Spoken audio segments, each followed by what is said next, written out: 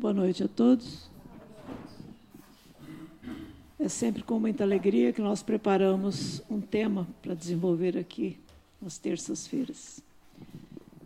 E vocês são todos muito bem-vindos, estão de parabéns por estarem aqui hoje num dia tão chuvoso, um dia de inverno praticamente, em plena primavera, quando a maioria prefere ficar em casa assistindo uma novela e agasalhado, né? Mas nós preparamos para hoje o tema A Última Ceia. A Última Ceia, que também é chamada de Santa Ceia, mais conhecida como Santa Ceia, é uma ocasião em que, de acordo com a mensagem que foi passada antes, é uma situação em que Jesus dá demonstrações vivas de servir, das palavras que ele mesmo disse: eu não vim para servir, mas para ser servido. É uma oportunidade em que ele deixa uma porção de sinais para os discípulos e para todos nós. Nesse dia, ou nessa noite, né, que foi no começo da Páscoa, na primeira noite da semana da Páscoa, eles se reuniram, como de costume, para a ceia.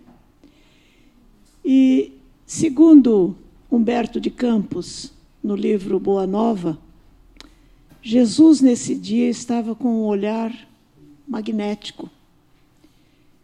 E os discípulos manifestavam muita alegria, estavam bastante conversadores, trocando ideias entre si, falando da alegria que eles sentiam, porque o povo estava muito contente com as pregações de Jesus. A cada pregação de Jesus em praça pública, mais pessoas vinham ouvi-lo. E os discípulos falavam sobre isso com muita alegria. Mas nem perceberam que Jesus estava muito introspectivo naquela noite. Num dado momento, quando os discípulos diminuíram um pouco a conversação, Jesus se dirigiu a eles dizendo o seguinte, e nós vamos obedecer as palavras que Humberto de Campos registra.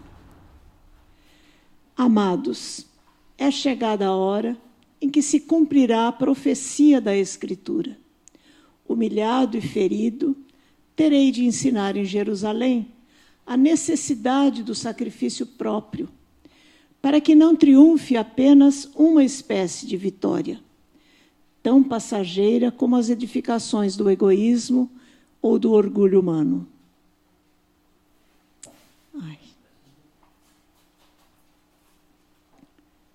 Desculpem, a gente sempre esbarra na tecnologia.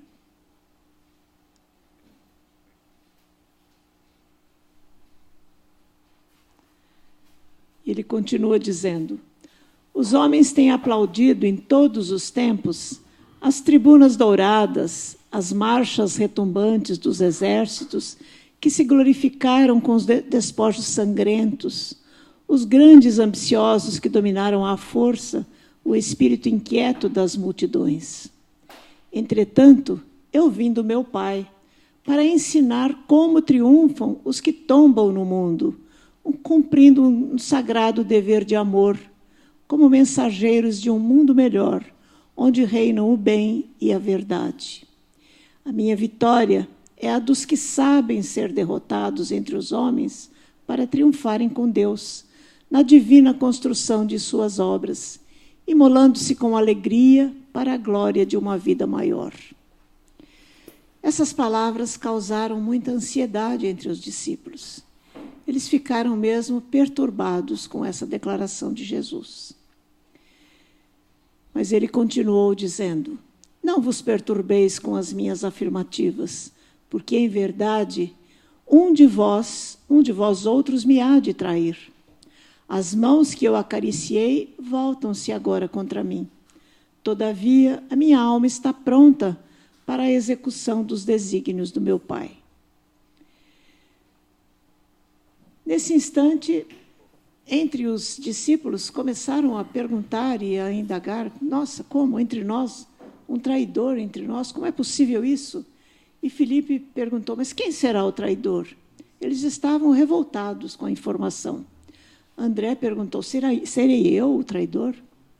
Tiago objetou: mas, afinal, onde está Deus que não conjura semelhante perigo? Jesus, que até então estava só ouvindo os discípulos, diante dessa pergunta de Tiago, ele não se calou. Ele disse: Tiago, faze calar a tua pouca confiança na sabedoria que nos rege os destinos.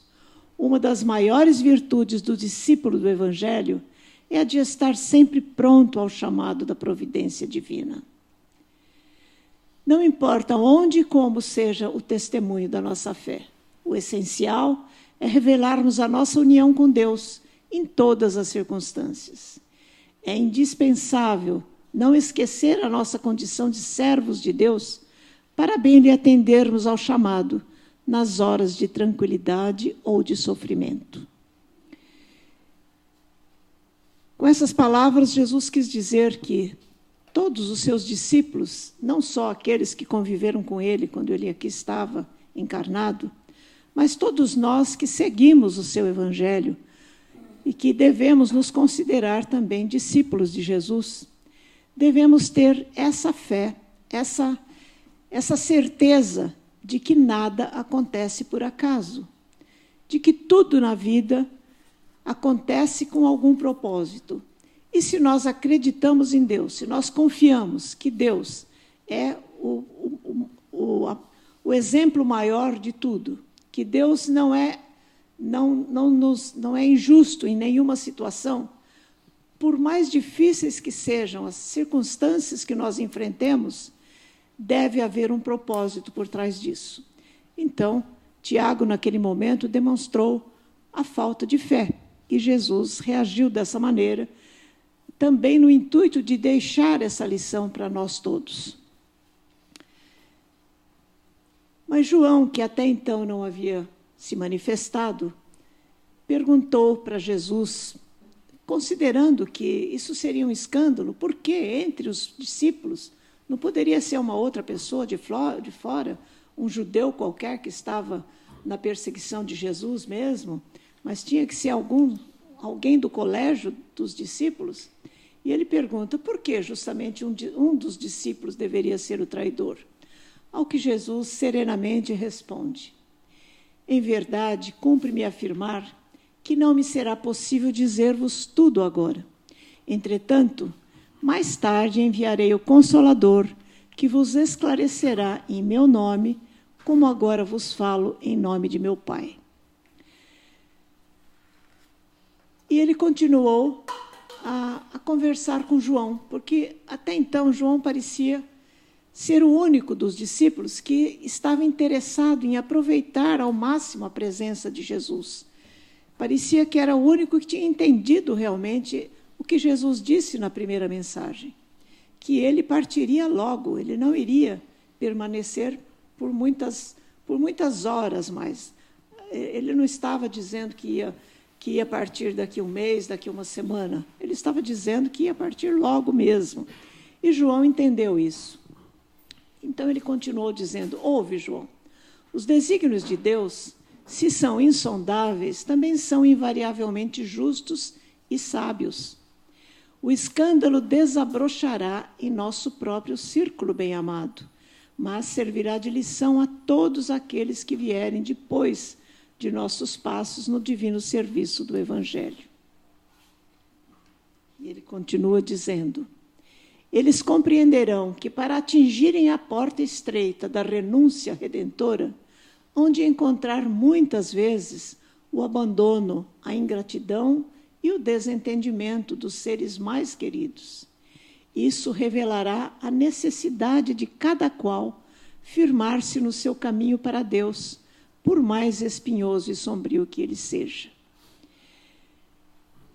Voltando um pouco, quando Jesus disse que ele não iria dizer tudo naquele momento, diante da pergunta de João, ele se referiu pela primeira vez ao Consolador prometido. E nós percebemos que no Evangelho segundo o Espiritismo, quando, no capítulo 6, que fala do Cristo, o Consolador, existem, naquela parte da instrução dos Espíritos, 4 mensagens. As 4 mensagens são assinadas pelo Espírito de Verdade. E quando Kardec estava recebendo as primeiras mensagens, as primeiras orientações para a elaboração, para a codificação da doutrina, ele perguntou como ele deveria chamar esse espírito ou esses espíritos que estavam orientando na codificação. E a resposta que ele teve foi: chame-me verdade, espírito de verdade. Hoje nós não temos dúvida nenhuma, quer dizer, existem ainda expositores espíritas que dizem que existem pessoas na doutrina espírita que entendem que o espírito de verdade é Jesus. Nós, nesta casa, não temos dúvida nenhuma, mesmo porque na primeira mensagem que Jesus passa nesse capítulo 6 do Evangelho, quer dizer, que Kardec selecionou e colocou no capítulo 6,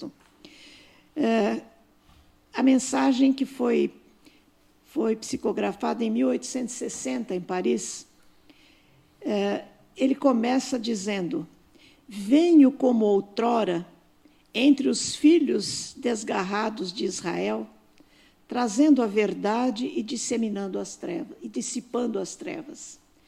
E mais adiante, durante a mensagem, só falta ele dizer: eu sou o Cristo.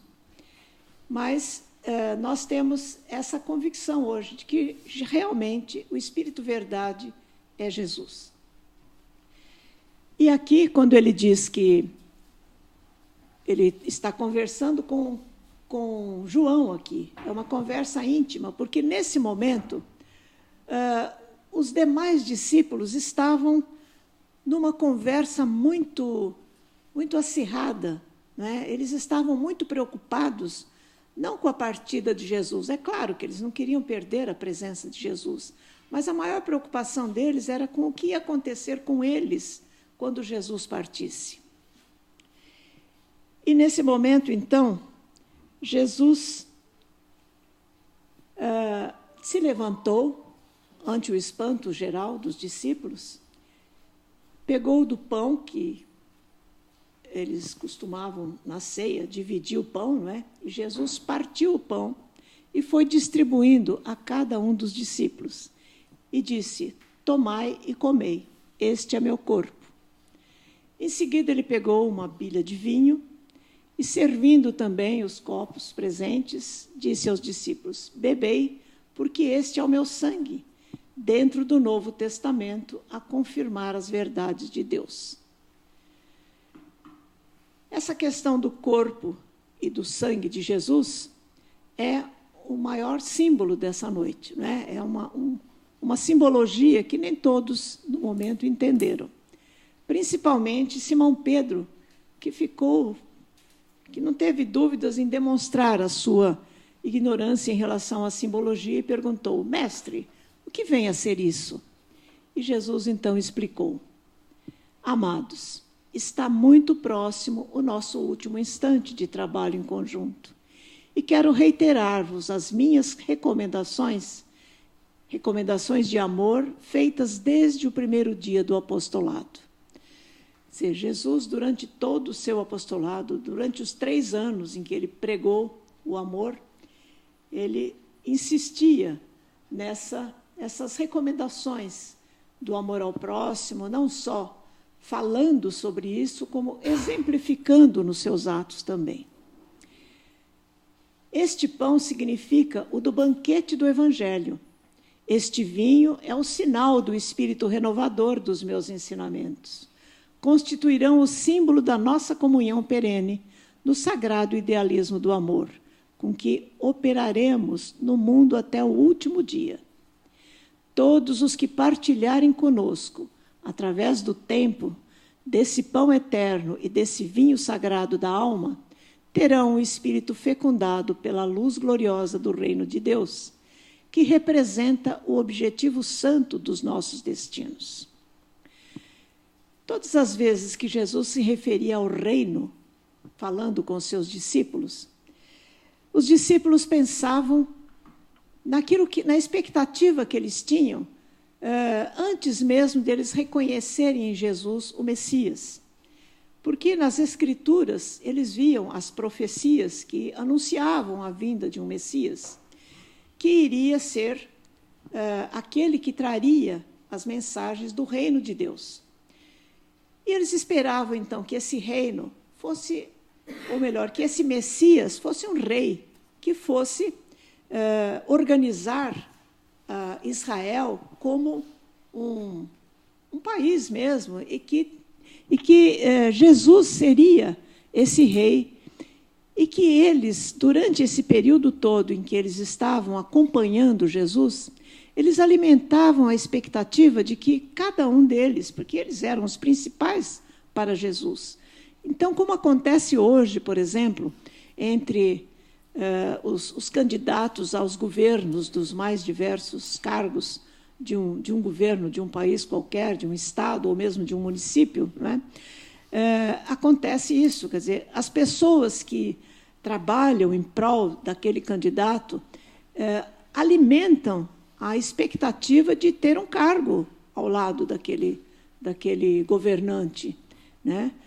E isso também acontecia naquela época. Os discípulos mantinham essa expectativa. E, principalmente, nessa última ceia, quando Jesus se referia ao reino, eles pensavam, poxa, Jesus vai partir, mas ele está falando no reino, quer dizer, então ainda vai acontecer esse reino. Então, eles alimentavam que cada um deles ia ter um cargo muito importante nesse reino, né?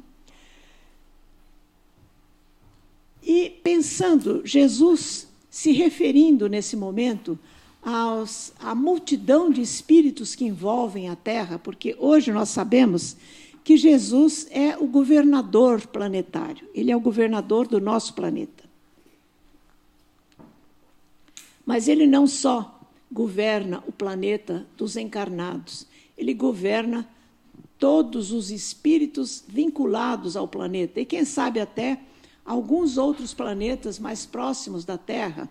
Por exemplo, quando nós pensamos no momento em que nós vivenciamos hoje, nessa fase de transição do planeta, existe um planeta primitivo que vai receber, ou que já está recebendo, os espíritos que não poderão mais continuar na Terra.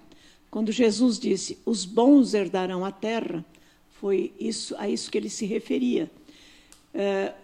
Por informação dos espíritos, principalmente de André Luiz, nos últimos livros que ele psicografou, são 3 livros muito pouco conhecidos ainda, em que o primeiro ele chama de Futuro Espiritual da Terra. Ele descreve que desde de 10 a 20 anos atrás já estão acontecendo situações vinculadas a esse exílio de espíritos que, hoje, por exemplo, os espíritos que estão desencarnando na Terra e que não têm condições de reencarnar aqui na Terra, porque não há mais tempo para um reencarne em que o espírito vai poder mudar ou não de situação, esses espíritos que já estão predestinados a esse planeta primitivo já estão sendo encaminhados para lá. Isso são informações bastante recentes. E André Luiz, nesse livro Futuro Espiritual da Terra, conta que há muito tempo que isso vem acontecendo.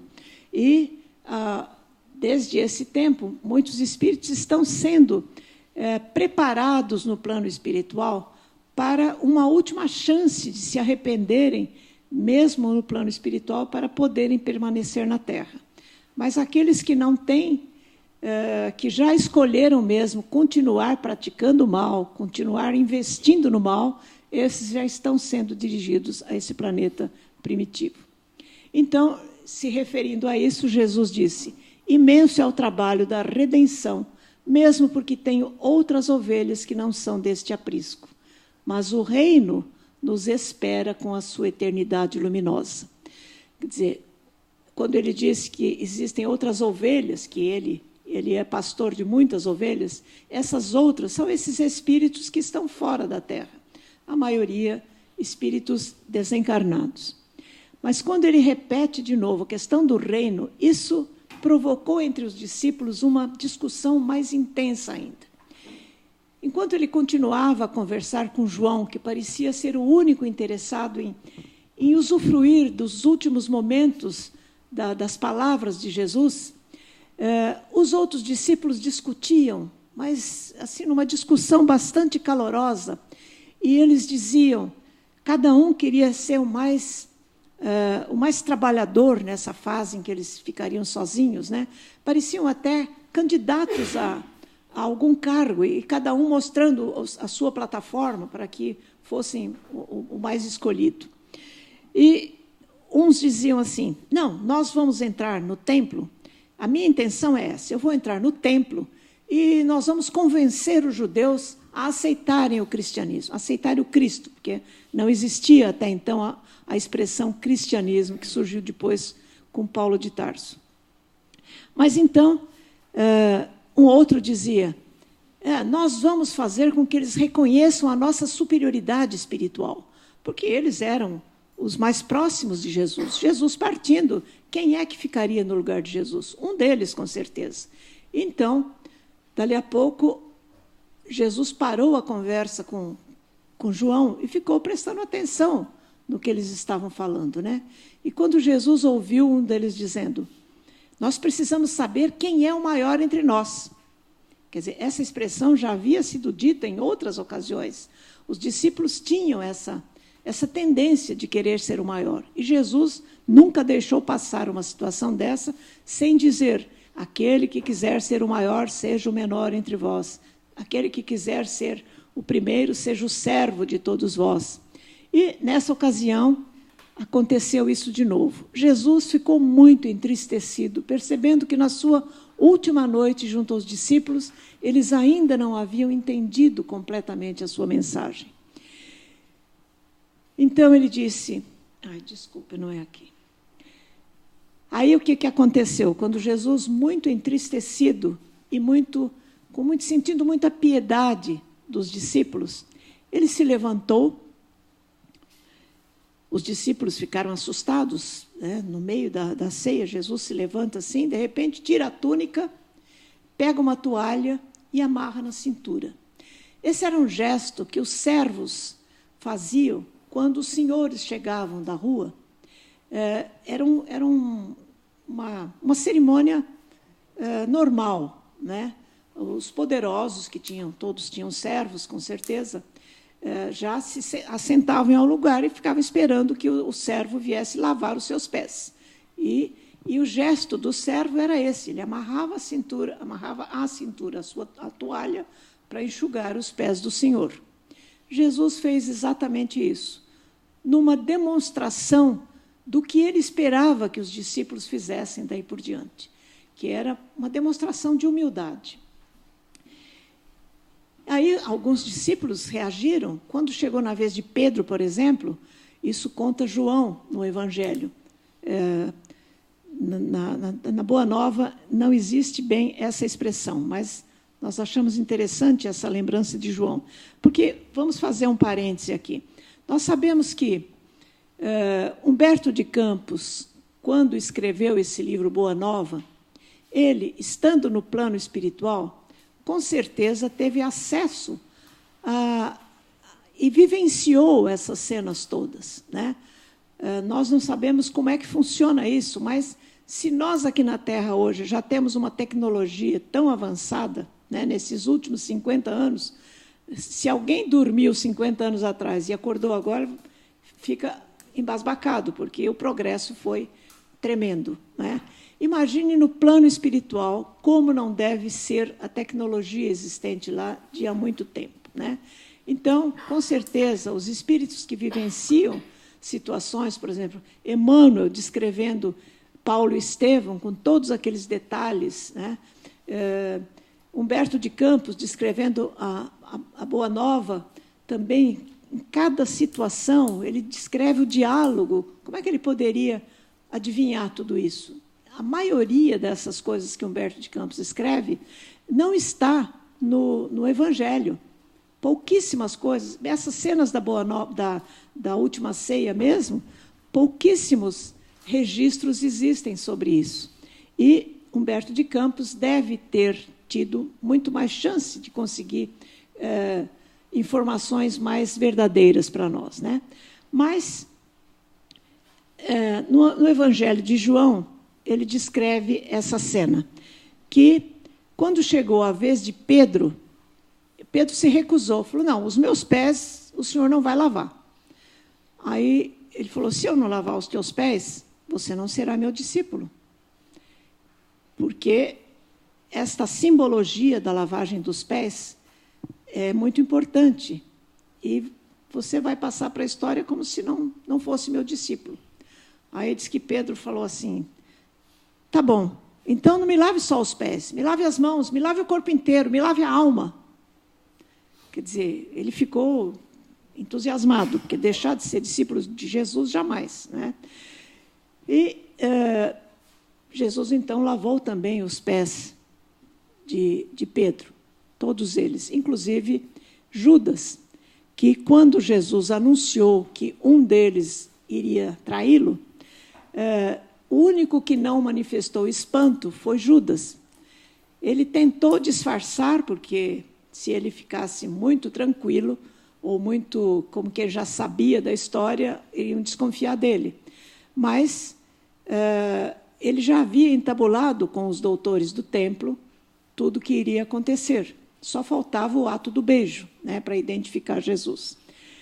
Então, quando Jesus terminou de lavar os pés de cada um dos discípulos, ele disse o seguinte, vós me chamais mestre e senhor, e dizeis bem, porque eu o sou.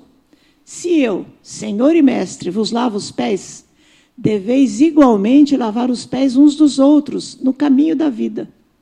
Porque o reino do bem e da verdade, o maior será sempre aquele que se fez sinceramente o menor de todos.